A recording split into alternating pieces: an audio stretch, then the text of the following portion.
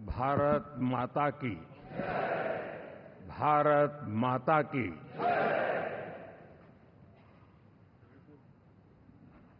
मैं सबसे पहले तो इस सभागृह में उपस्थित एनडीए घटक दलों के सभी नेतागण, नवनिर्वाचित सभी सांसदगण और हमारे राज्यसभा के भी सांसदगण, आप सबका हृदय से बहुत बहुत आभार व्यक्त करता हूं।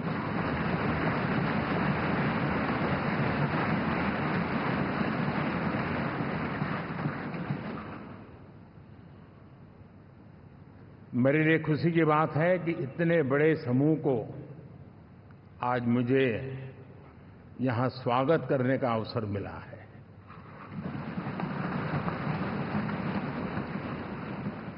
जो साथी विजयी होकर के आए हैं वे सभी अभिनंदन के अधिकारी हैं, लेकिन जिन लाखों कार्यकर्ताओं ने दिन रात परिश्रम किया है, न उन्होंने दिन देखा न रात देखी, और इतनी भयंकर गर्मी में हर दल के कार्यकर्ता ने जो पुरुषार्थ किया है, परिश्रम किया है, मैं आज संविधान सदन के इस सेंट्रल हॉल से सर झुका करके उनको प्रणाम करता हूं।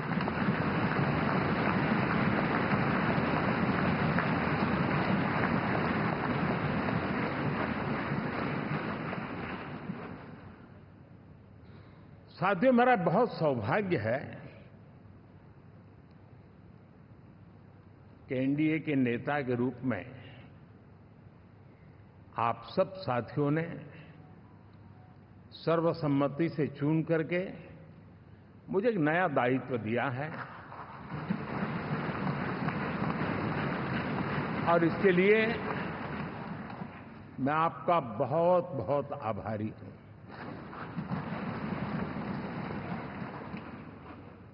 व्यक्तिगत जीवन में एक मैं जवाबदारी का एहसास करता हूं। जब 2019 में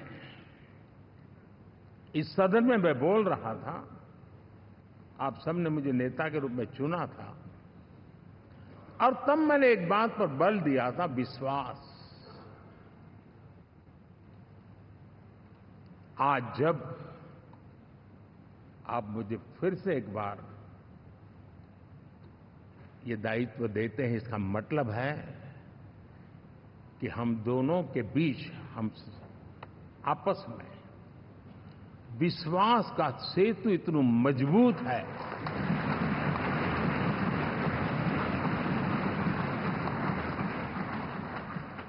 ये अटूट रिश्ता विश्वास की मजबूत धरातल पर है, और ये सबसे बड़ी पूंजी होता है। और इसलिए ये पल मेरे लिए भावुक करने वाले भी हैं, और आप सबके प्रति जितना धन्यवाद करूं उतना कम है।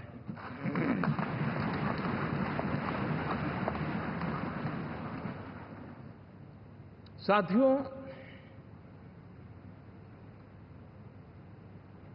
बहुत कम लोग इन बातों की चर्चा करते हैं, शायद उनको सूट नहीं करता होगा, लेकिन हिंदुस्तान के इतने महान लोकतंत्र की ताकत देखिए कि एनडीए आज देश में 22 राज्यों में लोगों ने उनको सरकार बनाकर के सेवा करने का मौका दिया।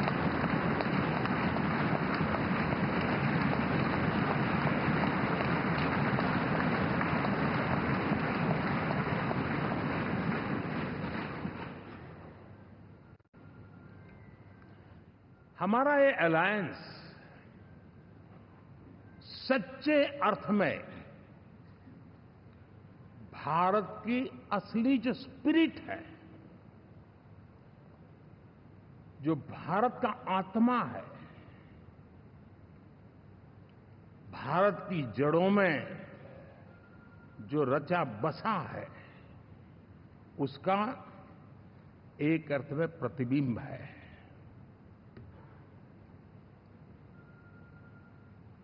और मैं इसलिए कह रहा हूं कि थोड़ी नजर करें, हमारे देश में 10 ऐसे राज्य जहां हमारे आदिवासी बंधुओं की संख्या प्रभावी रूप से है, निर्णायक रूप से है, जहां इस आबादी आदिवासियों की ज्यादा है, ऐसे 10 राज्यों में से 7 राज्यों में एनडीए सेवा कर रहा है।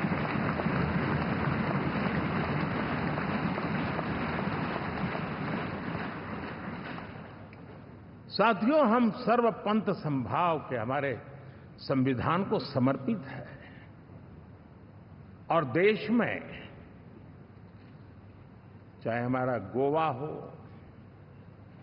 या हमारा नॉर्थ ईस्ट हो, जहां बहुत बड़ी मात्रा में हमारे ईसाई भाई बहन रहते हैं, आज हम उन राज्यों में भी एनडीए के रूप में सेवा का अवसर हमें मिला हुआ है।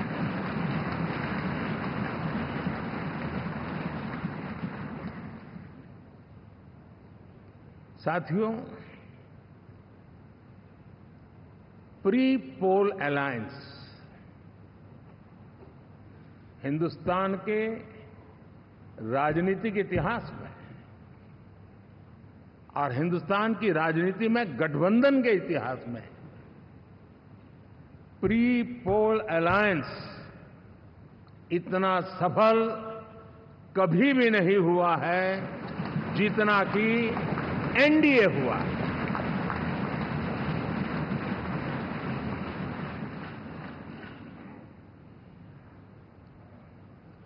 और ये गठबंधन का विजय, हमने बहुमत हासिल किया है और मैं कई बार कह चुका हूं, शब्द अलग होंगे लेकिन मेरे भाव उसमें एक सातत्य है। सरकार चलाने के लिए बहुमत आवश्यक है, लोकतंत्र का वही एक सिद्धांत है, लेकिन देश चलाने के लिए सर्वमत बहुत जरूरी होता है।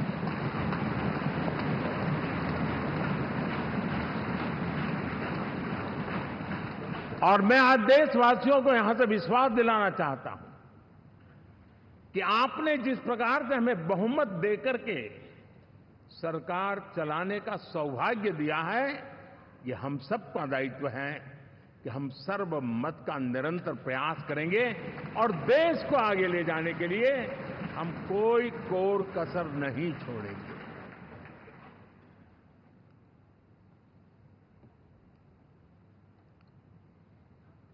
साथियों, एनडीए को करीब करीब 3 दशक हो चुके हैं। यानी आजादी के 75 साल में 3 दशक एनडीए, ये सामान्य घटना नहीं है जी।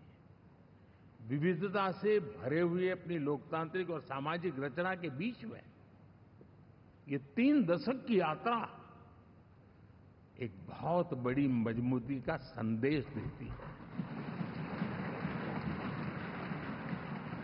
और मैं आज बड़े गर्व के साथ कहता हूं कि किसी एक समय वो था कि संगठन के कार्यकर्ता के रूप में इस अलायंस का हिस्सा था, व्यवस्थाओं से जुड़ा रहता था और आज सदन में बैठ करके आपके साथ काम करते करते मेरा भी नाता इससे 30 साल का रहा है और मैं कह सकता हूं, हकीकतों के तथ्यों के आधार पर कह सकता हूं, ये सबसे सफल अलायंस है।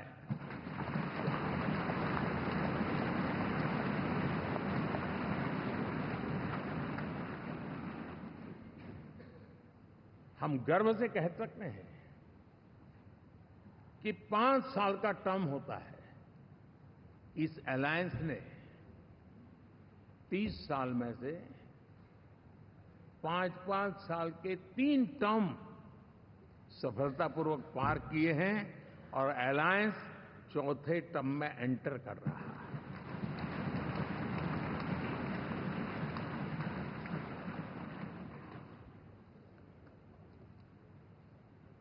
साथियों, इस बात को जो राजनीति के विशेषज्ञ हैं, अगर मुक्त मन से, मुक्त मन शब्द बहुत महत्व का है, वे सोचेंगे तो पाएंगे कि एनडीए ये सत्ता प्राप्त करने का या सरकार चलाने का कुछ दलों का जमावड़ा नहीं है। ये राष्ट्र प्रथम की मूल भावना से नेशन फर्स्ट के प्रति कमिटेड वैसा ये समूह है। और 30 साल का लंबा कालखंड शुरू में शायद असेंबल हुआ होगा, लेकिन आज मैं कह सकता हूं कि भारत के राजनीतिक व्यवस्था में एक ऑर्गेनिक अलायंस है।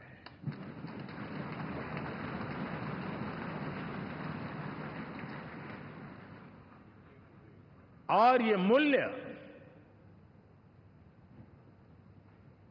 श्रद्धेय अटल बिहारी वाजपेयी, श्री प्रकाश सिंह जी बादल, श्री बाला साहब ठाकरे, श्री जॉर्ज फर्नांडिस, श्री शरद यादव, अनगिनत नाम मैं कह सकता हूं। इन लोगों ने जिस बीज को बोया था, वो आज भारत की जनता ने विश्वास का सिंचन कर करके उस बीज को वटवृक्ष बना दिया है।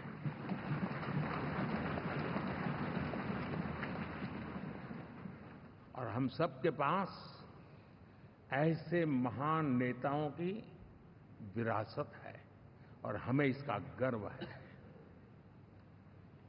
बीते 10 वर्षों में हमने एनडीए की उसी विरासत, उसी मूल्यों को लेकर के निरंतर आगे बढ़ने का और देश को आगे बढ़ाने का प्रयास किया है।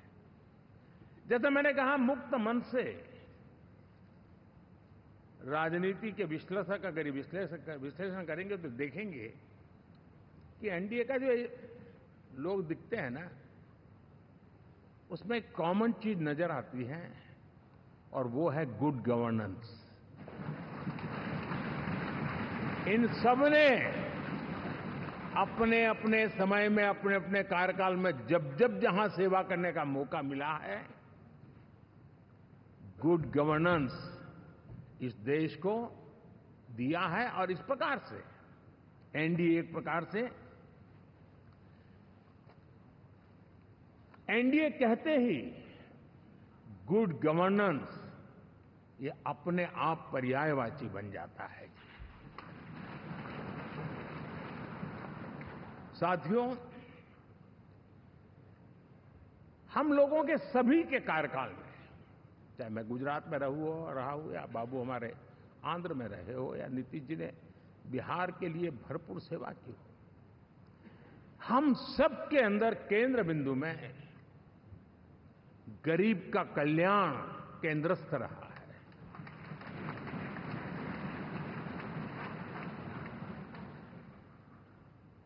और देश ने एनडीए के गरीब कल्याण के, गुड गवर्नेंस के 10 साल को देखा है, इतना नहीं मैं कह सकता हूं देश ने इसे जिया है।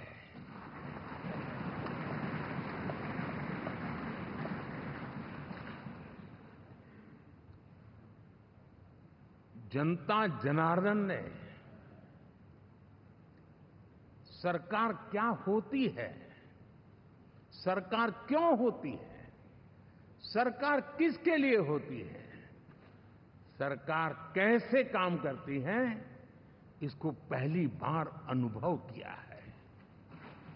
वरना जनता और सरकारों के बीच में एक खाई की व्यवस्था ही बनी हुई थी। हमने उसको पाट दिया है। हमने सबका प्रयास का मंत्र देश को नई ऊंचाई पर ले जाने के लिए चरितार्थ करके देखा है। साथियों, एनडीए सरकार में हम अगले 10 साल में, मैं बहुत जिम्मेवारी के साथ कह रहा हूं, अगले 10 साल में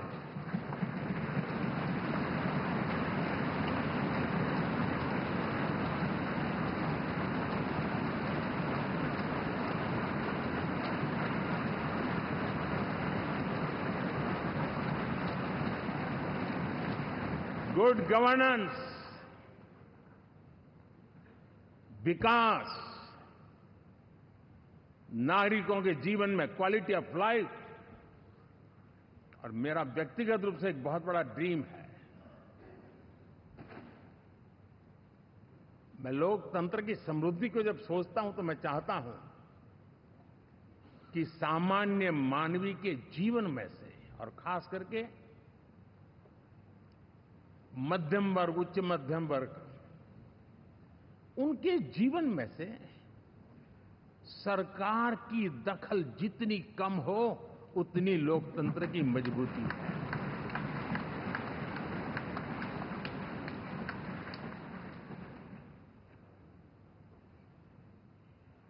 और आज के टेक्नोलॉजी के युग में बहुत आसानी से हम, वरना एक दिन में 10 काम हो तो 10 अलग अलग वो सारी चीजें मांगेंगे। हम बदलाव चाहते हैं। गुड गवर्नेंस का ये भी एक महत्वपूर्ण पहलू है।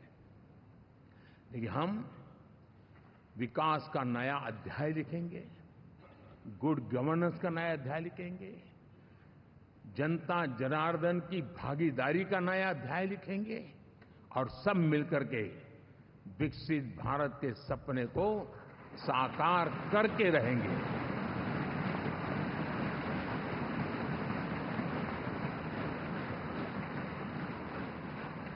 साथियों, एनडीए में, और मैं अगर विस्तार से कहूं तो सदन में किसी भी दल का कोई भी जनप्रतिनिधि होगा, मेरे लिए सब बराबर है।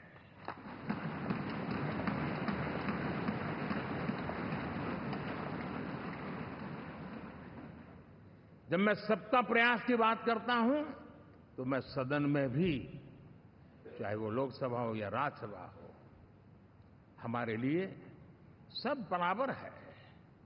और यही एक भाव है जिसके कारण 30 साल से एनडीए अलायंस मजबूती के साथ आगे बढ़ा है। अपना पराया कुछ नहीं है। सबको गले लगाने में हमें कभी कोई कमी नहीं रखी है। उसी का परिणाम है कि जनता का विश्वास भी जीत पाते हैं। साथियों, हमने 2024 में जिस टीम भावना से काम किया है और ग्रासरूट लेवल पे किया है, सिर्फ फोटो ऑप करना, नेता मिलकर के हाथ हिलाएं और फिर तुम्हारे रास्ते में मेरे रास्ते, ऐसा नहीं। ग्रासरूट लेवल तक सबने मिल करके ये जो काम किया है, और उसी ने हमें ऑर्गेनिक अलायंस का सामर्थ्य दिया है।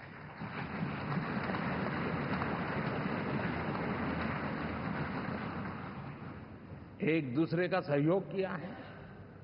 हर किसी ने यही सोचा, जहां कम वहां हम। अगर कोई कमी है तो मैं आऊंगा, मैं मेहनत करूंगा, लेकिन तुम्हें कमी नहीं रहने दूंगा।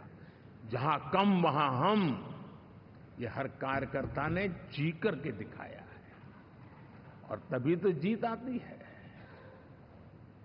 साथियों,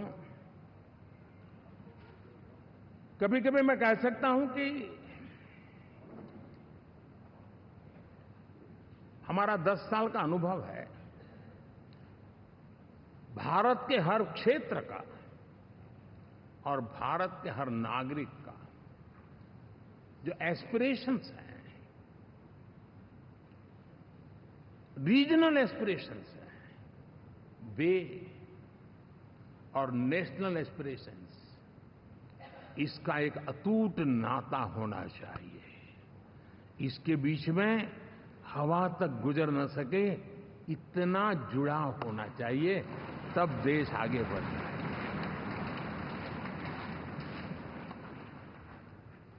साथियों, इस चुनाव में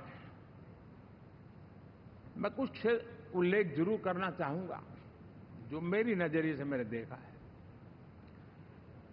दक्षिण भारत में एनडीए ने एक नई राजनीति की नींव मजबूत की है।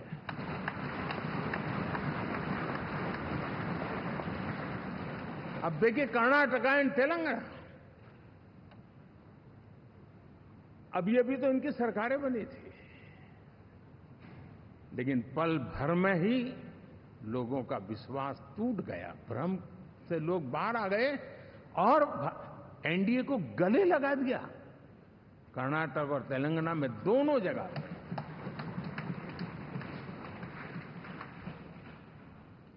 साथियों, तमिलनाडु, मैं तमिलनाडु की टीम को भी बधाई देना चाहूंगा, और वहां हमारा एनडीए समूह बहुत बड़ा भी है, और कईयों को पता था कि हम एक साथ एक सीट नहीं लड़ा पाएंगे, लेकिन इस लड़ाई में हम साथ रहेंगे। और मैंने बहुत से एनडीए के साथी तमिलनाडु में ऐसे हैं कि जिनका कोई उम्मीदवार नहीं था, लेकिन इस झंडे को ऊंचा रखने के लिए वो जी जान से जुटे थे। और इसलिए आज तमिलनाडु में भले हम सीट नहीं जीत पाए, लेकिन जिस तेजी से एनडीए का वोट शेयर बढ़ा है, वो साफ साफ संदेश दे रहा है कल में क्या लिखा हुआ है।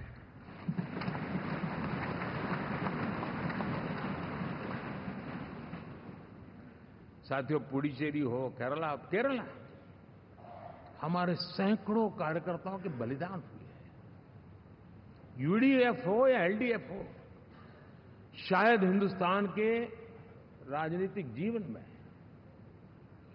इतना जुल्म एक विचारधारा को लेकर के जीने वालों के ऊपर हुआ होगा तो सिर्फ मैं कह सकता हूं केरल में हुआ है। जम्मू कश्मीर से भी ज्यादा हुआ है। उसके बावजूद भी सामने कहीं विजय नजर नहीं आता था। उन्होंने परिश्रम की पराकाष्ठा में कभी पीछे नहीं रहे, पीढ़ियां खपा दी।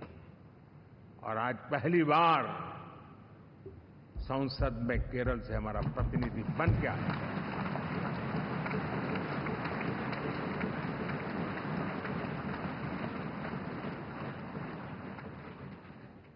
साथियों,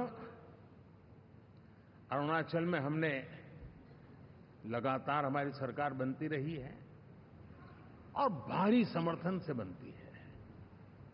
सिक्किम में भी हमारे एनडीए की सरकार करीब करीब क्लीन स्वीप के साथ, अरुणाचल क्लीन स्वीप। आंध्र, मैं अबू बाबू को पूछ रहा था, बोले हिस्टोरिकली ये सबसे हाईएस्ट विक्ट्री है।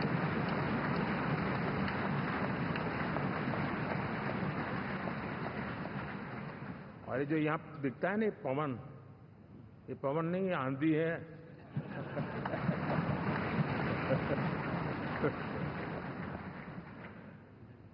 आंध्र ने इतना बड़ा हमारे प्रति जनमत दिया है। हिंदुस्तान के लिए एक सामान्य मानवीय की विकास की जो जिजीविषा है, उसका प्रतिबिंब है। और महाप्रभु जगन्नाथ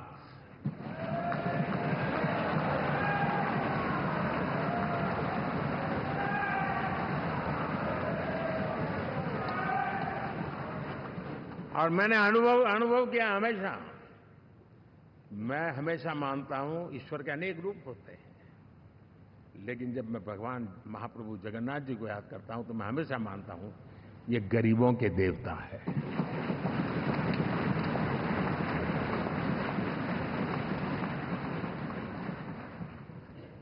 और वहां जो क्रांति रूप परिणाम आया है, मैं इसे एक रिवॉल्यूशन देख रहा हूं। और मैं इसके साथ कह सकता हूं कि विकसित भारत का हमारा जो सपना है, आने वाले 25 वर्ष, पहले मैंने 10 साल कहा था, यहां मैं 25 साल कह रहा हूं। आने वाले 25 साल महाप्रभु जगन्नाथ जी की कृपा से उड़ीसा देश की विकास यात्रा के ग्रोथ इंजन पैकी एक होगा।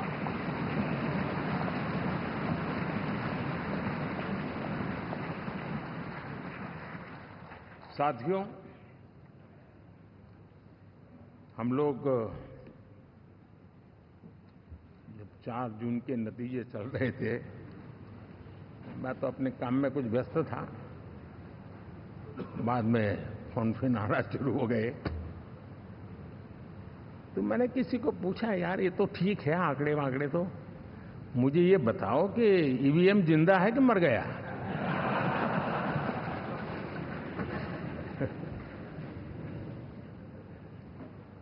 क्योंकि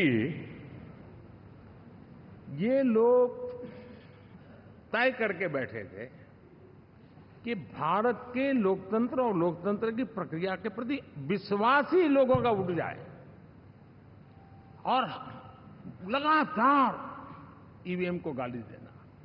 और मुझे तो लगता था कि शायद इस बार वो ईवीएम की अर्थी का जुलूस निकालेंगे, लेकिन 4 जून शाम आते आते उनको ताले लग गए, ईवीएम ने उनको चुप कर दिया। ये ताकत है भारत के लोकतंत्र की, ये ताकत है भारत की निष्पक्षता की, ये भारत की ताकत है भारत के चुनावी तंत्र की, चुनाव आयोग की। और मैं मानता हूं कि ये आशा करता हूं कि 5 साल तो अब ईवीएम शायद मुझे नहीं सुनाई देगा, लेकिन जब 29 में हम जाएंगे तो फिर से शायद ईवीएम को लेकर के नाचने की शुरुआत करेंगे, क्योंकि इनके सुधरने की संभावना बहुत कम है। आप देखिए, चुनाव के समय मैंने पहली बार देखा, शायद हर तीसरे दिन इलेक्शन कमीशन के काम में रुकावट आए, इसके लिए सुप्रीम कोर्ट के दरवाजे खटखटाए गए, भांति भांति के एप्लीकेशन, और एक ही टोली थी। और लोकतंत्र के प्रति जिनका भरोभार अविश्वास है, ऐसे लोग सुप्रीम कोर्ट का उपयोग करते हुए कैसे रुकावट डाले, इसका निरंतर प्रयास करते रहे। और चुनाव आयोग की ताकत का एक बड़ा हिस्सा अदालतों में, इस पीक अवर्स में, चुनाव के पीक अवर्स में, यानी कितनी निराशा लेकर के ये लोग मैदान में आए थे कि उन्होंने पूरा हमला उसी इंस्टीट्यूट पे लगा दो, ताकि चुनाव के कोई भी परिणाम आए, हम दुनिया के सामने भारत को भी बदनाम कर लें।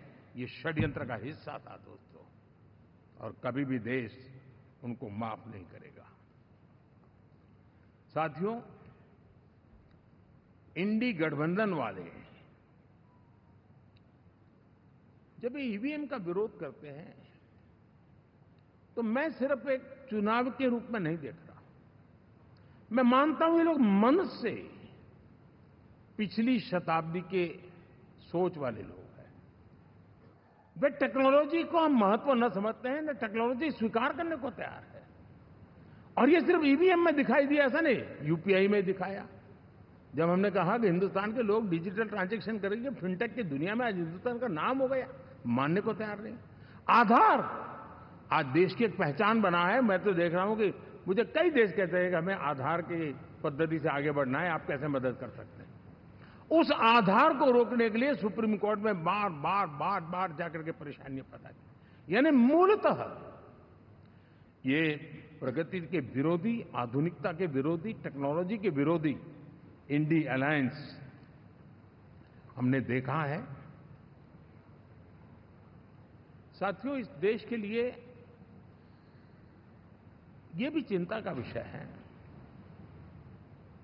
कि विश्व में भारत के लोकतंत्र की ताकत को कम आंकने का प्रयास, और कितना एक्सट्रीम है। मैं दुनिया में ढोल पीट रहा हूं कि हम मदर ऑफ डेमोक्रेसी है, और ये दुनिया में जाकर के बता रहे नहीं हमारे देश में तो डेमोक्रेसी ऐसा कुछ नहीं, कि वो मोदी बैठ गया है, वो एक चाय बेचने वाला यहां पहुंच कैसे गया, कुछ तो गड़बड़ की होगी। ये जो इनकी मनस्थिति है जी, भारत के नागरिकों को चुनाव प्रक्रिया के प्रति अविश्वास पैदा करने का जो उनका षड्यंत्र है, मैं मानता हूं कि अब दुनिया भी भारत के लोकतंत्र की विविधता, विशालता, व्यापकता, गहनता, इन सबको भी जानने समझने के लिए आकर्षित होगी। ऐसे इस चुनाव के नतीजे में देख रहा हूं। साथियों, जब 1 तारीख को मतदान पूरा हुआ और 4 तारीख को काउंटिंग, इस बीच की चीजों को आप देखिए। योजनाबद्ध तरीके से देश को हिंसा की आग में झोंकने का बयान दिए जाते थे। यहां इकट्ठे होना, यहां पहुंचना, यहां करना। कुछ लोग इस चीज को गंभीर नहीं लेते हैं, लेकिन ये बहुत गंभीर है। आप भारत के लोकतंत्र को, पहले उसकी व्यवस्था को अनादर करते हो, अब परिणाम आने से पहले एक ऐसा माहौल बना दो कि बस आग लगा देंगे। हर प्रकार से उन शब्दों का अर्थ यही निकलता है कि उन्होंने देश को उस दिशा में ले जाने का प्रयास किया था। लगातार देश को गुमराह करने का प्रयास किया गया, देश के लोगों को बांटने का प्रयास किया। अरे, चुनाव एक ऐसा लोकोत्सव होता है कि ज्यादा से ज्यादा लोगों को हम जोड़े, तोड़ने के लिए नहीं होता है। लेकिन हर प्रकार से कोशिश यही की गई। साथियों, मैं मानता हूं कि 2024 के लोकसभा के चुनाव के जो नतीजे हैं, हर पैरामीटर से देखेंगे, दुनिया ये मानती है और मानेगी कि ये एनडीए का महाविजय है।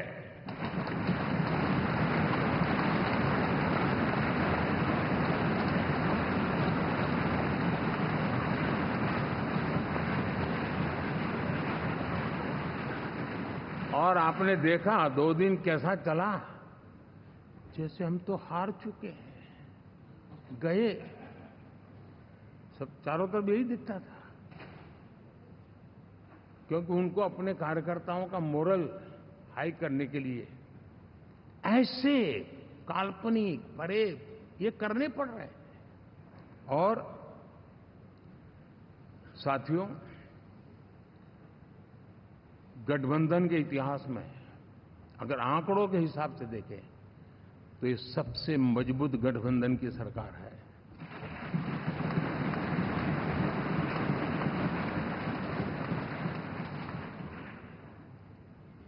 लेकिन कोशिश ये की गई कि इस विजय को स्वीकार न करना, उसको पराजय के छाया में डुबो कर रखना। लेकिन उसकी ऐसी चीजों की बाल मृत्यु हो जाती है, और हो भी गई। लेकिन देशवासी जानते हैं कि न हम हारे थे, न हम हारे हैं।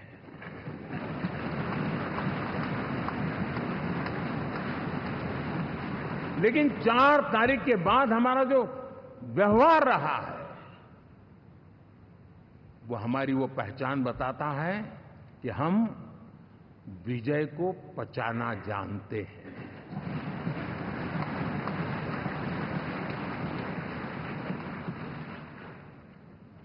हमारे संस्कार ऐसे हैं कि विजय की गोद में उन्माद पैदा नहीं होता है और न ही पराजित लोगों के प्रति उपहास करने के हमारे संस्कार हैं। हम विजय को भी पचाते हैं और पराजित का भी उपहास करने की विकृति हम नहीं पालते। ये हमारे संस्कार हैं। अब किसी भी बालक को पूछो कि भाई लोकसभा के चुनाव के पहले सरकार किसकी थी, तो कहेगा एनडीए। 24 के नतीजों के बाद सरकार किसकी बनी, एनडीए। फिर हारे कहां से भाई? पहले भी एनडीए थी, आज भी एनडीए और कल भी एनडीए है।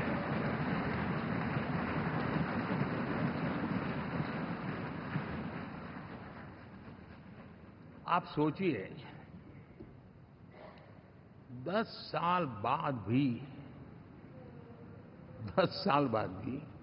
कांग्रेस 100 के आंकड़े को नहीं छू पाई।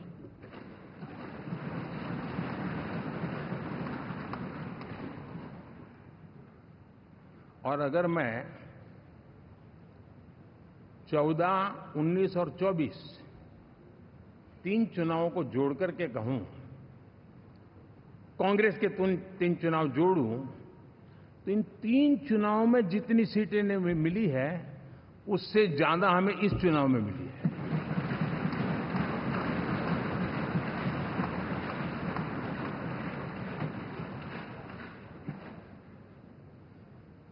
और मैं साफ देख रहा हूं साथियों, एनडीए वालों को अंदाज नहीं है। वे धीरे धीरे पहले तो डूब रहे थे, अब तेज गति से ये गर्त में जाने वाले हैं।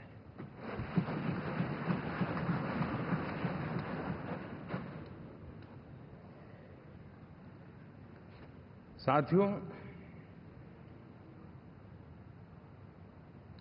इंडिया अलायंस वाले देश के सामान्य नागरिकों की जो समझ है,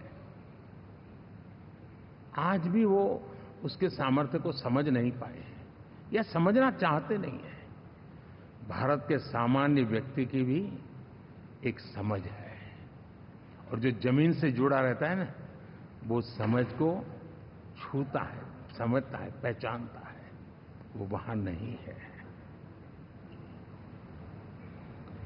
साथियों, इन लोगों का जो व्यवहार रहा है 4 तारीख के बाद, मैं आशा करता था कि वे लोकतंत्र का सम्मान करेंगे, लेकिन उनके व्यवहार से लगता है कि शायद उनमें ये संस्कार आए, इसके लिए हमें और इंतजार करना पड़ेगा। और तो मैं ज्यादा कुछ कह नहीं सकता। और ये वो लोग हैं जो खुद की पार्टी के पीएम का अपमान करते हैं, उसके निर्णयों को फाड़ देते थे। खुद की पार्टी को विदेशी मेहमान आ जाए तो उसके लिए चेयर नहीं होती थी। ये सारे दृश्य आपने देखे हैं, ठीक। और मैं समझता हूं कि इन सारी स्थितियों में से हम लोकतंत्र की मजबूती और जनता जनार्दन के प्रति आस्था, इसको हम, साथियों, लोकतंत्र हमें सबका सम्मान करना सिखाती है। विपक्ष में भी जो सांसद जीत करके आए हैं, मैं उनको भी बधाई देता हूं।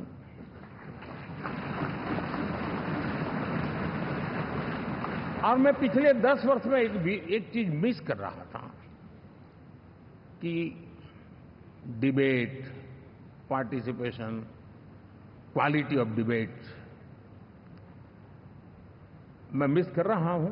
लेकिन मैं आशा करता हूं कि अब इस नया जो सदन बना है वो कमी मुझे खलेगी नहीं, शायद हमारे साथी भी राष्ट्रहित की नीयत के साथ सदन में आएंगे और भले वो विपक्ष में बैठे होंगे, लेकिन राष्ट्र के विपक्ष में नहीं है, हमारे विपक्ष में है। राष्ट्र में तो हम सब एक ही दिशा में हैं।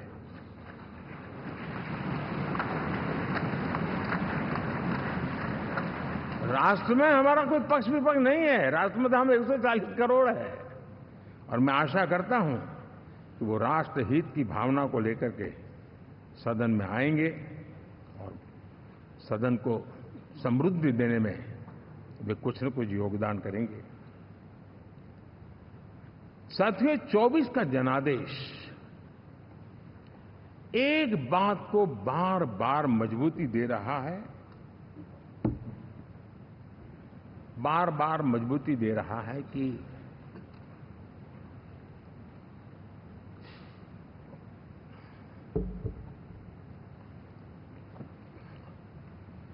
देश को आज के वातावरण में सिर्फ और सिर्फ एनडीए पर ही भरोसा है।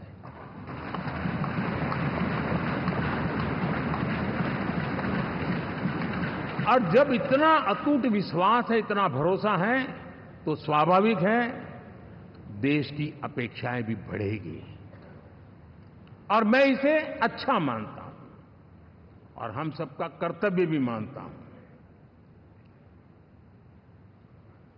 और इन अपेक्षाओं को पूर्ण करने के लिए, और मैंने पहले भी कहा था कि जो 10 वर्ष हमने काम किया है वो तो ट्रेलर है।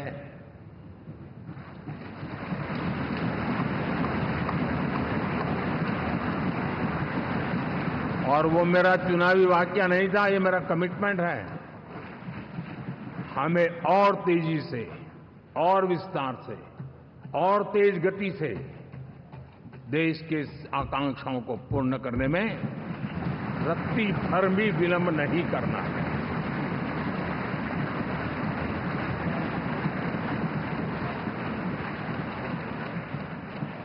जनता जनार्दन चाहती है हम पहले से ज्यादा डिलीवर करें। जनता चाहती है कि हम खुद ही हमारे पुराने रिकॉर्ड तोड़े।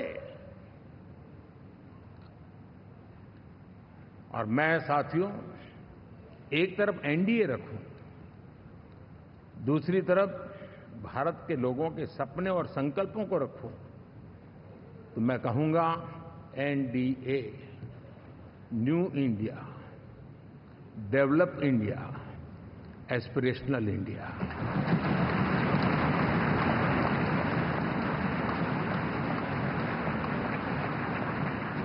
और इसी सपने और संकल्पों को पूरा करना, ये हम सबका संकल्प भी है, कमिटमेंट भी है और हमारे पास रोड मैप भी है।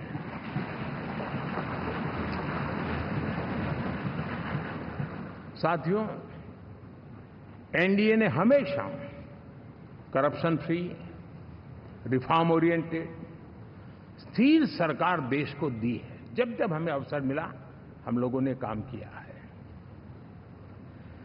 उसके सामने कांग्रेस नेतृत्व वाली यूपीए,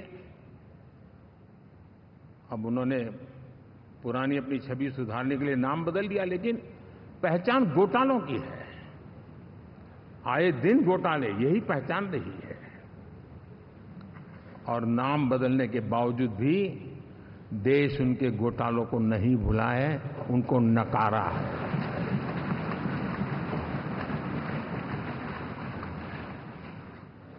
और मैं कह सकता हूं साथियों, इंडी अलायंस वालों ने एक व्यक्ति का अपोज करने के वन पॉइंट एजेंडा के कारण देश की जनता ने उनको ही ऑपोजिशन में बिठा दिया है।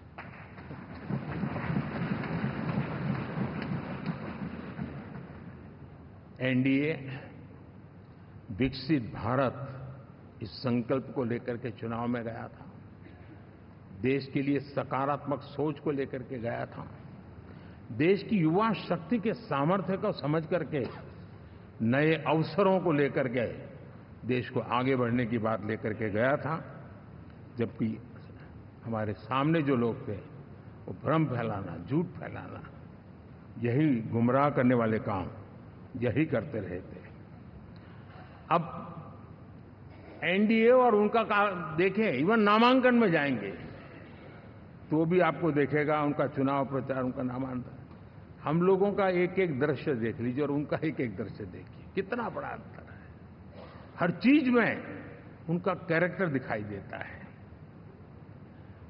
और क्या रहा, फोटो ऑप के लिए तो उन्होंने अलायंस घोषित कर दिया, लेकिन कितने ही राज्यों में वो आपस में लड़ते रहे हैं, चुनावी जंग में एक दूसरे की पीठ में छुरा भोंकते रहे हैं। कभी उन्होंने कहा कि ये तो हमारा वैचारिक अलायंस है, वो विचार लेवल पर ठीक है, बाकी नीचे तो हमारा अपना हम तैयार करेंगे। और अब फिर उन्होंने कहा कि भाई हम तो सीट के आधार पर अलायंस करेंगे, टोटल न भी करें, ये भी खेल खेला। और अभी अभी तो चुनाव पूरा शुरू कर दिया कि ये तो हमारा अलायंस लोकसभा के चुनाव के लिए ही था, बाद में नहीं है, ये भी शुरू कर दिया। यानी मैंने बहुत पहले कहा था कि आप देख लेना 4 जून के बाद बिखराव शुरू हो जाएगा, और वो शुरू हो चुका है। इसका मतलब ये हुआ कि वो सिर्फ और सिर्फ सत्ता सुख के लिए एक दूसरे का साथ देने की कोशिश करते थे, लेकिन उनमें उनका अगर स्वार्थ निश्चित होता तो साथ देना, वरना नहीं देना, ये कैरेक्टर था। साथियों, ये लोग कितने ही बड़े झूठे बोलते रहे हैं। और आप देखिए, चुनाव के समय उन्होंने देश के सामान्य नागरिक को गुमराह करने के लिए जो पर्चियां बांटी कि ये देंगे और वो देंगे और टिकना देंगे, फलाना देंगे, 2 दिन से मैं देख रहा हूं कि कांग्रेस के दफ्तरों पर लोग कतार लगा के खड़े हैं कि पर्ची है, 1 लाख रुपया कहां है, लाओ भाई, मांग रहे हैं लोग।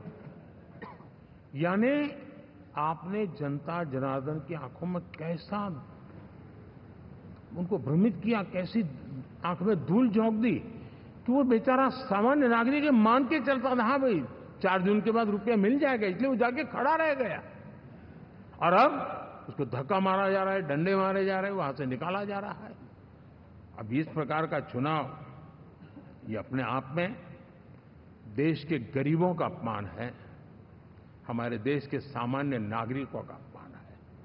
और कभी भी देश ऐसी हरकतों को न भूलता है, न ही कभी माफ किए बिना माफ कभी करता है।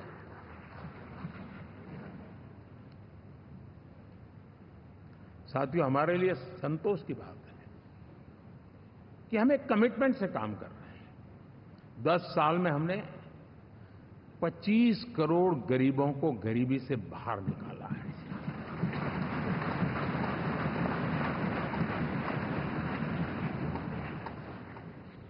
गरीब कल्याण का एक सुरक्षित मजबूत कवच दिया है हमने उसको, और उसके अंदर भी एक नए एस्पिरेशंस पैदा हुए हैं कि हां, अब मुझे गरीब नहीं रहना है, और उसके लिए मुझसे जो हो सके मैं हर अवसर का फायदा उठाऊंगा। 3 करोड़ गरीबों को घर, ये ऐसे कहने का आंकड़ा नहीं है जी, कितनी मेहनत पड़ती है मुझे मालूम है, लेकिन हम सफलतापूर्वक इसको कर पाए हैं। 4 करोड़ लोगों को दे चुके हैं, 3 करोड़ का हम संकल्प लेकर के आज से आगे बढ़ेंगे। यानी ये भी हिम्मत है कि 4 करोड़ देने के बाद जिन परिवारों का विस्तार हुआ है, जरूरत पड़ी है, और राज्यों की भी उसमें इच्छा है, 3 करोड़ नए घर बनाने का संकल्प। 70 वर्ष की आयु से ऊपर के व्यक्तियों को, नागरिकों को 5 लाख रुपए तक इलाज के लिए मुफ्त इलाज की व्यवस्था। मुद्रा योजना के तहत हमारे नौजवानों को कारोबार के लिए 20 लाख तक की उनकी बैंक से उनको लोन मिले, इसकी व्यवस्था। ये मैं समझता हूं कि वायदा हमारे तीसरे कार्यकाल की गारंटियां, सब मैं अभी बताता नहीं हूं, लेकिन इन गारंटियों के प्रति हम कमिटेड हैं और उसे पूर्ण करने के लिए हम कोई कमी नहीं रखेंगे। साथियों, गरीब का सशक्तिकरण और मिडिल क्लास को सुविधा, ये हमारी प्राथमिकता है, क्योंकि मध्यम वर्ग अब इस देश का एक बहुत बड़ा चालक बल है। भारत की ग्रोथ स्टोरी में ये ऐसे ऐसे नए फोर्सेस मैं देख रहा हूं जो हमारी बहुत बड़ी शक्ति बनने वाले हैं, और इसलिए हम उस पर भी उतना ही, और मिडिल क्लास की बचत कैसे बढ़े, सेविंग कैसे बने, उसके लिए, उसके क्वालिटी ऑफ लाइफ के लिए हम क्या कर सकते हैं, हमारी योजनाओं का विस्तार कैसे किया जाए, हमारे नीति नियमों में बदलाव कैसे किया जाए, उस पर भी हम आने वाले दिनों में काम चाहते हैं।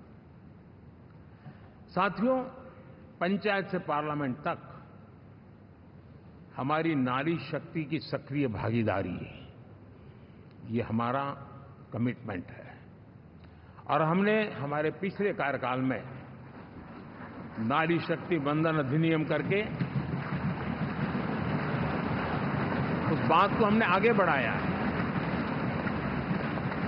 और वो दिन दूर नहीं होगा जब हमारे सदन में बहुत बड़ी तादाद में हमारी माताएं बहनें देश का नेतृत्व करती हुई दिखाई देगी।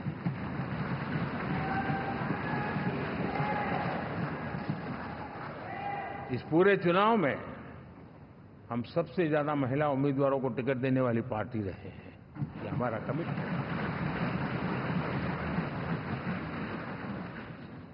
हमारी महिला सांसदों को जो आशीर्वाद देश की जनता ने दिया है, मैं इसके लिए विशेष रूप से उनका आभार व्यक्त करता हूं। और साथियों, आपने देखा होगा G20 समिट में दुनिया के सामने एक विषय लेकर के हम बड़े आग्रह से गए हैं, और वो है empowerment of women, development of women. इन सारी बातों को तो हम परिचित हैं। हमने एक नया शिफ्ट किया है और हम G20 समिट से भी इसको आगे बढ़ा रहे हैं, विमेन लेड डेवलपमेंट।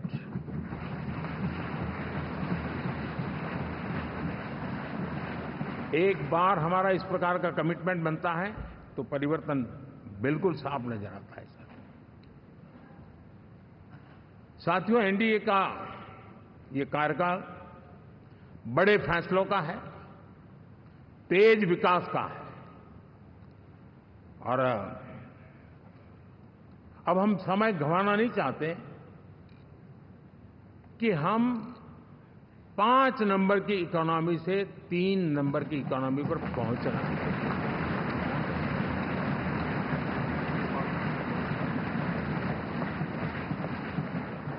और ये खाली 5 और 3 का आंकड़ा नहीं है, उसके कारण जो अर्थव्यवस्था का कद बन जाता है, वो सामान्य मानवी की आशा आकांक्षाओं को पूरी करने के लिए सरलता बढ़ जाती है। देश के लिए जो जरूरतें हैं वो आराम से पूरी करने का सामर्थ्य बन जाता है, और इसलिए हम उस दिशा में बड़ी कोशिश करके आगे बढ़ना चाहते हैं। राज्यों का सहयोग भी उसमें उतना ही महत्वपूर्ण है, और भारत के संविधान ने हमसे जिस प्रकार का दिशा निर्देश किया है कोऑपरेटिव फेडरलिज्म का, लेकिन मैंने उसमें आग्रह रखा है कॉम्पिटिटिव कोऑपरेटिव फेडरलिज्म। हमारे राज्यों के बीच में भी तंदुरुस्त स्पर्धा हो, राज्य और केंद्र के बीच में भी तंदुरुस्त स्पर्धा हो, हम अच्छा करने की स्पर्धा करें, और उस दिशा में हम आगे बढ़ना चाहते हैं। और हमने देखा है कि जब मैं कॉम्पिटिटिव कोऑपरेटिव फेडरलिज्म की बात करता हूं, आपने देखा G20 समिट हम एक जगह पे कर सकते थे, हम भी मालाएं पहन करके फोटो निकलवा सकते थे, लेकिन हिंदुस्तान के अनेक शहरों में 200 से ज्यादा मीटिंगें हुई, और दुनिया भर के नीति निर्धारक जो कहे G20 देशों के और बाकी भी 5-7 देशों के, वो हिंदुस्तान के कोने कोने में गए, उनके देशों में जाकर के भारत की विविधता, भारत की विशालता, इसकी चर्चा कर रहे हैं। उनके लिए आश्चर्य है, हमने तो दिल्ली आकर के वापिस जाते थे, पता ही नहीं था कि देश इतना बड़ा है। ये अपनी एक ताकत का परिचय हुआ है। हमने कोविड में देखा, राज्यों के साथ कोऑपरेशन के साथ हमने जिस प्रकार से लड़ाई लड़ी, और एक सूत्र में रह करके लड़े, दल किसी का भी हो सरकार में, लेकिन हमने इस काम को किया क्योंकि हमारा कोऑपरेटिव फेडरलिज्म के प्रति कमिटमेंट है। एस्पिरेशनल डिस्ट्रिक्ट एक ऐसा मॉडल है गवर्नेंस का जिसमें राज्य भी उतना ही सक्रियता से हमारे साथ जुड़े हुए हैं। और दुनिया के लिए जो डेवलपिंग कंट्रीज हैं, उनके लिए गवर्नेंस का एक ऐसा मॉडल प्रस्तुत हो रहा है जिसका अब तो केस स्टडी के रूप में दुनिया के अनेक यूनिवर्सिटी केस स्टडी करना शुरू की है। अब उसको हम आगे बढ़ाते हुए एस्पिरेशनल ब्लॉक की तरफ ले जा रहे हैं, ताकि हमारे ग्रासरूट लेवल पे भी जो वीक एरियाज हैं, जहां सुविधाएं अभी सामान्य एवरेज से भी नीचे हैं, उसको हम जल्दी से जल्दी उस स्टेट की एवरेज तक लाना चाहते हैं। देश का रीजन कोई भी क्षेत्र हो, सर्वांगीण विकास को लेकर के हम चले। साथियों, गत 10 वर्ष में इंफ्रास्ट्रक्चर के क्षेत्र में हमने एक बहुत बड़ा, यानी सोचने में भी बदलाव लाए। जमीन पर तो लाए, वरना हमारे देश में सोचा चलेगा यार, अरे एक बार कर लो ना, उस सहारे में से बदलाव नहीं। अब तो अच्छा ही चाहिए, बड़ा ही चाहिए, जल्दी से जल्दी पहुंचाने वाला चाहिए।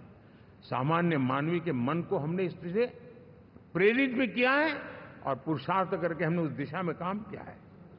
5 साल में हमें गति शक्ति, यानी इस प्रकार के प्लेटफॉर्म पर जो काम किया है, जो काम 6-6, 8-8 महीने तक नहीं होता था, वो आज 15-20 दिन में कर सकते हैं। सर, टेक्नोलॉजी का उपयोग करके हम काम कर रहे हैं। और ये जब होता है तो उसका मूल फायदा देश के नौजवानों के लिए रोजगार के अति अवसर बन जाते हैं। उनके लिए जीवन में सिलेक्शन के लिए बहुत बड़ा दायरा बढ़ जाता है। और वो हमें, साथियों, आज भारत दुनिया में विश्व के लिए एक नया मैन्युफैक्चरिंग हब के रूप में उभर रहा है। और जब हम मैन्युफैक्चरिंग हब कह रहे हैं, तब सिर्फ इलेक्ट्रॉनिक गुड्स या सर्विसेज की मैं बात नहीं कर रहा हूं। मैं फूड प्रोसेसिंग में भी आज दुनिया में हम बहुत तेजी से आगे बढ़ रहे हैं, और वो भारत के किसानों को बहुत बड़ी ताकत देने वाला है। उसी प्रकार से स्पेस हो, आर्टिफिशियल इंटेलिजेंस हो, स्टार्टअप्स की बात हो, स्किल जॉब अपॉर्चुनिटीज की बात हो, आज भारत बहुत तेजी से आगे बढ़ रहा है, ये मेरा विश्वास है। साथियों, मुद्रा योजना, ड्रोन दीदी, विश्वकर्मा योजना, इसने भी नई संभावनाओं को जन्म दिया है। साथियों, हमारी संस्कृति, हमारी विरासत, उसके प्रति हम जितना ध्यान केंद्रित करेंगे, दुनिया के लिए आकर्षण का केंद्र बनेगा। और इसलिए हम उन दिशा में, और मैं मानता हूं भारत के लिए टूरिज्म एक ऐसा एवेन्यू है जो गत शताब्दी में हमें कभी, आज से लेकर के पीछे के 100 साल में कहूं, ऐसा अवसर नहीं मिला है जैसा आने वाले 25 साल में मिलने वाला है। दुनिया भारत की तरफ मुड़ने वाली है। अब हमारा काम है, हम इसके लिए आवश्यक व्यवस्थाओं को विकसित करें। हमारी विरासत के प्रति हम हमारा पर्यटन का विकास करते हुए एक विन विन सिचुएशन का हम फायदा उठाएं, और उसमें बहुत अधिक निवेश की संभावनाएं मैं देखता हूं। और ये ऐसा क्षेत्र है जिसमें हर स्तर के लोग कमाते हैं। गरीब से गरीब आदमी भी कमाता है और बड़ी बड़ी होटल वाला भी कमाता है। हर कोई इसमें कमाता है, और हमने टूरिज्म के हम बल देना चाहते हैं। बहुत पोटेंशियल है। आज जो इंफ्रास्ट्रक्चर के क्षेत्र खुले हैं, इसका फायदा उसको मिलता है। एयरवे हो, रेलवे हो, हमारे एक्सप्रेस वे हो, ये हमारा यातायात जितना बेहतर हो, और हमारा डिजिटल कनेक्टिविटी का जो काम है, ये इसके लिए एक बहुत बड़ा पॉजिटिव ग्राउंड तैयार कर रहा है, और जिसका फायदा मिलने वाला है। और जो वोकल फॉर लोकल और रीजनल टूरिज्म, इसको एक बल देने का काम है। साथियों, अब दुनिया एक नए युग में प्रवेश रही है। जिस समय औद्योगिक क्रांति हुई, उस समय हम गुलामी के दौर से गुजर रहे थे। तो औद्योगिक क्रांति का जितना फायदा लेना चाहिए, हम नहीं ले पाए। अब एक नया युग शुरू हो रहा है, हरित युग, ग्रीन एरा। भारत के पास बहुत संभावनाएं हैं इसका नेतृत्व करने की, और हम इसके लिए आने वाले दिनों में ग्रीन हाइड्रोजन की बात हो, ग्रीन एनर्जी हो, या ग्रीन जॉब्स हो, या ग्रीन मोबिलिटी हो, इन सारे विषयों को हम इतनी तेजी से आगे बढ़ाना चाहते हैं ताकि इस हरित युग का नेतृत्व दुनिया में भारत का सामर्थ्य सिद्ध कर दें, ये हम चाहते हैं। साथियों, इसी सिलसिले में इस 5 जून को जब पर्यावरण दिवस था, 4 जून को नतीजे आ गए थे। तो उसी दिन मेरे मन में एक विचार आया कि कार्यक्रम 5 जून को हमने आरंभ किया, एक पेड़ मां के नाम। हर किसी को मां के प्रति श्रद्धा होती है, और मैं भी देशवासियों को कहूंगा कि आने वाले समय में कभी आपकी माताजी का जन्मदिन हो, क्या कोई और शुभ दिन हो, अपनी मां के नाम पर एक पेड़ लगाइए, और मां जीवित हैं तो साथ लेकर जाइए, उनकी फोटो आप सोशल मीडिया में अपलोड कीजिए, और मां नहीं है तो उनकी फोटो रख करके एक पेड़ लगाइए, और वो अपनी मां का भी सम्मान होगा और धरती मां की सेवा होगी। हम इन 2 माताओं की सेवा करें। साथियों, एनडीए, अब भारत आइसोलेशन में नहीं जी सकता। वैश्विक परिवेश में भारत की भूमिका दिनों दिन बहुत बढ़ती चली जा रही है। 2014 में जब एनडीए की सरकार बनी, पूरे विश्व में उसी एक पल से ही एक नया जिज्ञासा पैदा हुई, थोड़ी आशा के संकेत उनको नजर आने लगे, और फिर उस बदलाव बहुत बड़ा तेजी से आया। और पिछले 10 वर्ष में भारत ने जिन कामों को बढ़ लिया है, आज भारत की छवि विश्व बंधु की बन चुकी है। दोस्तों, विश्व हमें एक बंधु के रूप में स्वीकार कर रहा है, और जब दुनिया हमें विश्व बंधु के रूप में स्वीकारती है तो हमारी वैश्विक जिम्मेवारियों को भी हमने हमारे आने वाले रोड मैप में महत्व देना ही होगा। और भारत की सफल विदेश नीति ने अच्छे परिणाम भी दिए हैं। हमने हर संकट को उस प्रकार से हैंडल किया जिस प्रकार से मानवीय मूल्यों को हमने प्राथमिकता दी। उसका परिणाम है कि सामान्य मानवी के मन में ये विश्व बंधु वाला भाव बहुत मजबूत हुआ, और भारत का सेवा भाव का जो कैरेक्टर है उसको विश्व ने पहचाना है। चाहे यूक्रेन का संकट हो, चाहे अफगानिस्तान का संकट हो, हर हमारे लोगों को बचाना हो, हमने किसी भी में हमने कोई कमी नहीं रखी है। और साथियों, ये क्षमता के कारण भारत में निवेश की संभावनाएं बहुत बढ़ने वाली है। मैं राज्यों से भी कहूंगा कि आप प्रगतिशील नीतियां बनाकर रेडी रहिए। विश्व आज आपके आंगन पे दरवाजे पर दस्तक दे रहा है, और जो राज्य ज्यादा स्पष्ट नीतियों के साथ आएगा, जो राज्य उन कंपनियां विदेश आने वाले लोगों को ठीक से हैंडल करेगा, उसको बेनिफिट मिलने ही वाला है। और भारत ने जो नीतियां बनाई है, भारत ने जो वातावरण बनाया है, उसका लाभ भारत के हर राज्य को मिलना चाहिए, और उस दिशा में हम तेजी से काम करना चाहते हैं। साथियों, हमने G20 समिट में देखा है, दुनिया का भारत के प्रति नजरिया बदला है। जो लोग इन चीजों को माइन्यूटली देखते होंगे उनको पता होगा कि G20 एक प्रकार से कई संकटों से गुजर रहा था। उतार चढ़ाव आते रहते थे, बिखराव भी नजर आ रहा था, लेकिन भारत में G20 आने के बाद नए प्राण से भर गया है, नया सामर्थ्य आ गया है। और ये भारत की ताकत है कि उसने पूरे विश्व को जोड़ने में G20 के माध्यम से बहुत बड़ा काम किया है। और उसके इन दिनों भी जो परिणाम आए, इसके बाद मेरा काफी समय विदेश के सरकारों से फोन अभिनंदन स्वीकार करने में गया, और शायद मैं 2014 में 19 में भी ऐसा अनुभव नहीं था जितना इस बार फ्लो है। दुनिया के करीब करीब, अब नाम ले, उसने भारत को शुभेच्छा व्यक्त की है या बात करने की कोशिश की है। यानी ये वैश्विक जो हमारा ताकत है उसका परिचय करवा रहा है, और उसके कारण मैं मानता हूं कि विश्व में हमारा सम्मान और साथ साथ भारत में निवेश, ये दोनों संभावनाएं बढ़ रही है।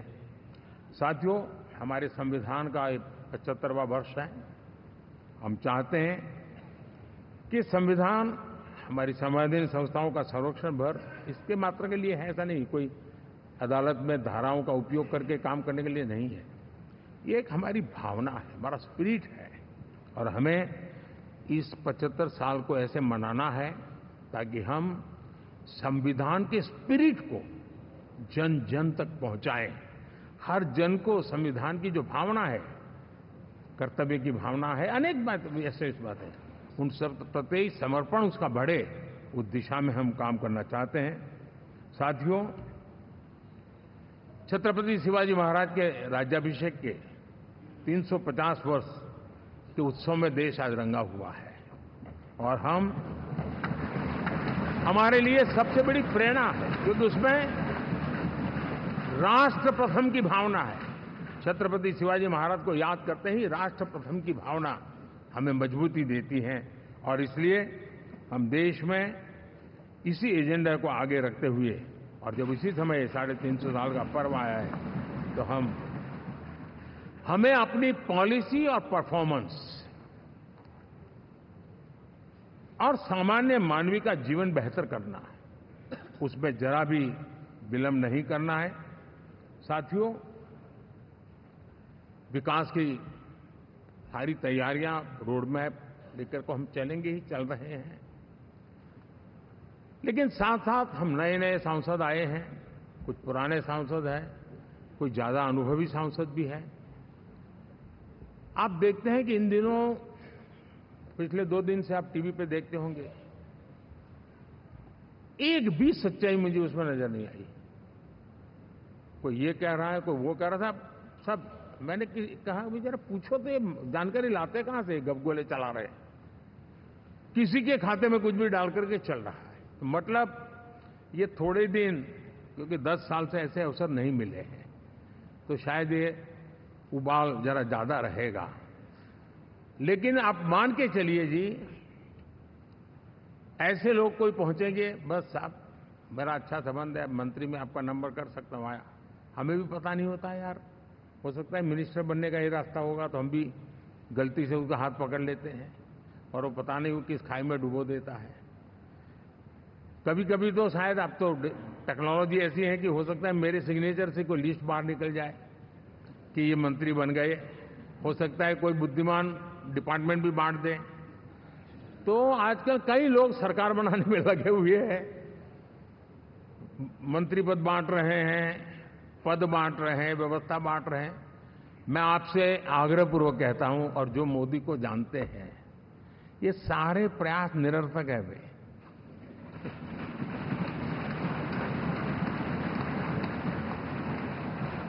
आप भी किसी का फोन आ जाए तो 10 बार वेरीफाई कीजिए कि जिसने फोन किया है वो सचमुच में अथॉरिटी है। अदरवाइज कोई भी कहे भाई आपका नाम हो गया है, सुबह परिवार को बुला लीजिए, शपथ समारोह में आना है, हो गया। तो ऐसी गपबाजी करने वाली एक बहुत बड़ी फौज रहती है। कुछ लोग आदतन करते रहते हैं, कुछ लोगों को मजाक आती है लेकर, और कुछ लोग बदिरादे से करते हैं। मेरा सभी सांसदों से आग्रह है कि हम इन सारे षड्यंत्रों का शिकार न बने। दूसरा, हमारे जो इंडिया अलायंस वालों ने इस चुनाव में फेक न्यूज में एक्सपर्टाइज कर लिया, डबल पीएचडी कर लिया उन्होंने, वो शायद इसका भरपूर उपयोग करेंगे। हम कृपा करके इन चीजों से दूर रहें, अफवाहों से दूर रहें। ये जो टीम बैठी है वो अनुभवी टीम है, मुझे भी सही सलाह देने वाली टीम है, और इसलिए टीम मिलकर के बहुत सही निर्णय करने वाली है। कृपा करके ब्रेकिंग न्यूज के आधार पर देश चलेगा नहीं, ये मान के चलिए।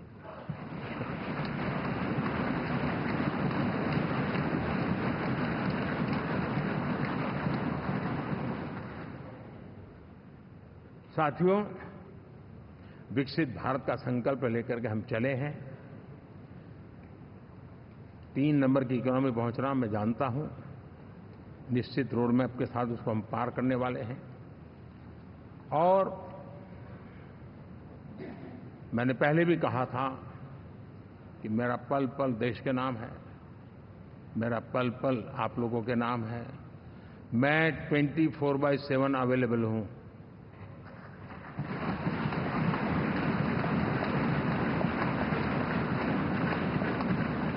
हमें मिलकर के देश को आगे बढ़ाना है। फिर से एक बार आप लोगों ने मुझ पर जो विश्वास जताया है, जो प्यार दिखाया है और जो समर्थन दिया है, वाकई मैं मानता हूं भारत के लोकतंत्र की एक बहुत बड़ी ताकत है। मैं जितना आपका आभार व्यक्त करूं उतना कम, और मैं विश्वास दिलाता हूं कि मैं आपकी आशा अपेक्षाओं को पूरी करने में, परिश्रम करने में कोई कमी नहीं रखूंगा।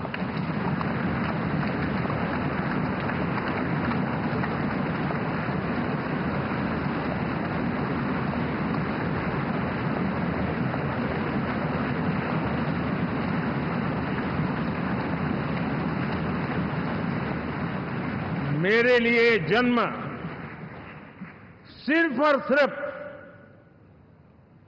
वन लाइफ वन मिशन, और वो है मेरी भारत माता। ये मिशन है 140 करोड़ देशवासियों के सपनों को पूरा करने के लिए खप जाना।